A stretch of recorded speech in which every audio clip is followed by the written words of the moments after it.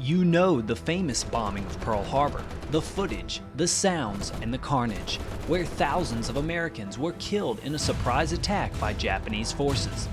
But there is a story within these events that has gone mostly untold for decades, overshadowed by the implications of this historic attack. But in this video, we will take a look at the bizarre tale of the Japanese Zero pilot who actually was shot down in the surprise attack and would be forced to fight back on the ground.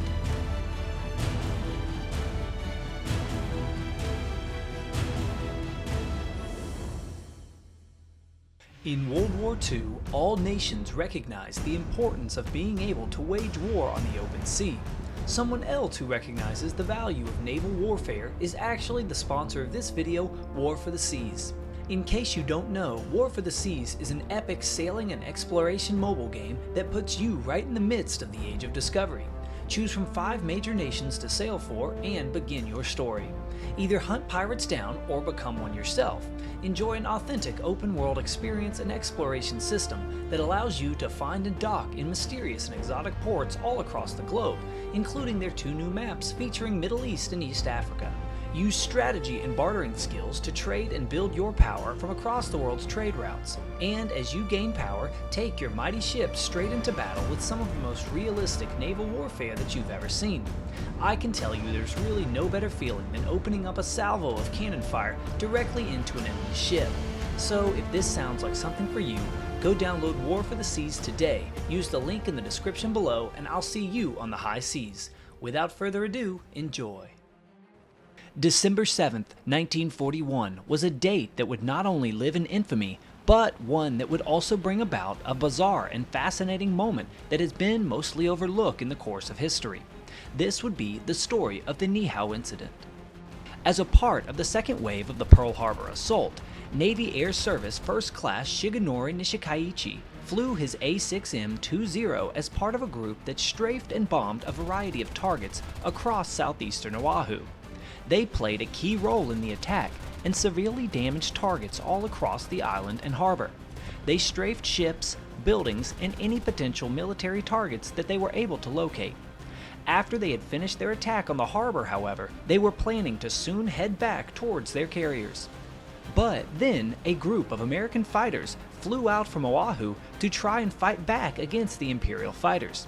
For the most part, in the attack on Pearl Harbor, American fighters were able to do very little to defend their ships and airfields.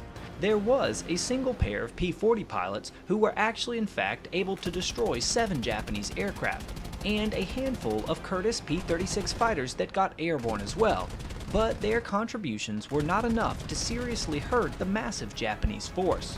This would also be the case when Nishikaichi and his wingmen were attacked as they were leaving the harbor. The American fighters did not fare well and eventually turned back without shooting any of the Japanese aircraft down. The bombers and their escort were battered but kept on in their course towards the aircraft carriers. Nishikaichi, however, quickly noticed that his plane was damaged and was losing fuel quickly. He had apparently been hit harder than he had first realized, putting him in a tough spot as he staggered and struggled to keep pace with the rest of his flight headed away from the islands. Knowing that he would not make it back to the rendezvous point, the pilot checked his charts and decided to swing out towards the small, isolated westernmost island of Hawaii called Nihao. Nihao had been designated by the Imperial Intelligence to be an uninhabited island for Japanese aircraft to land at and wait to be picked up by submarine if they were hit. It was a perfect plan for an emergency landing, so the 22-year-old Nishikaichi made the decision to not struggle in the air for much longer and instead turn back and head towards Nihao. Within 45 minutes, while his stuttering Zero fluttered down towards the island, Nishikaichi soon noticed that the Imperial Intelligence of the island had been wrong. Nihao, although lacking running water and electricity, was in fact inhabited by a small but close-knit community of about 150 native Hawaiians. It was a forbidden island, meaning that no one was actually allowed on Nihao without the consent of the owners of the island, the Robinson family, who had owned it since 1864. It was actually incredibly rare for anyone who was not related to the native population to get permission to land on or even visit Nihao. Nishikaichi's aircraft, however, was too badly damaged from the attack and was forced to crash land his Zero.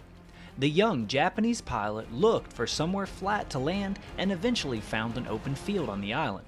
He put his plane down near the home of a local farmer. During the landing, however, he struck his head hard on the instrument panel, knocking him out in the process. The farmer quickly ran over to the crash site and saw that there were bullet holes riddled throughout the plane. As they lacked electricity on the island, though, they were unaware of the events of Pearl Harbor, and he pulled the dazed Nishikaichi out of the wreckage and made sure that the pilot was all right. For a brief while, the pilot was actually treated like an honored guest on the island, as no one there was aware that he had just finished attacking the naval fleet at Oahu. But after a broadcast was heard from a hand-cranked radio, it became known how the Japanese pilot actually ended up there. He was quickly detained and was held by the islanders for multiple days as they waited for a U.S. military force to arrive, but he would not go down quietly. After some planning and corroboration from a pair of Japanese locals on the island, Nishikaichi escaped from the house that he was being held in and tied up his guard.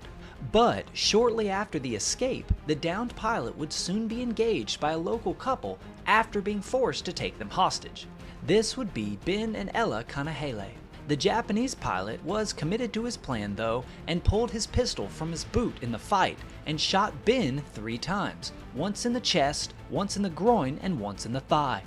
But Ben, a man known for his strength across the island, only became enraged after being shot.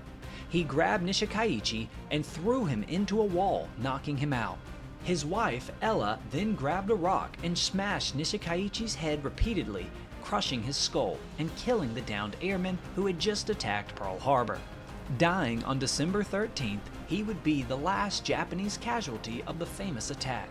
A military escort finally arrived on the island, securing the scene and helping to return the island back to normal the following day. Ben Kanahele was treated for his injuries at a local hospital and in 1945 was awarded the Purple Heart and the Medal of Merit.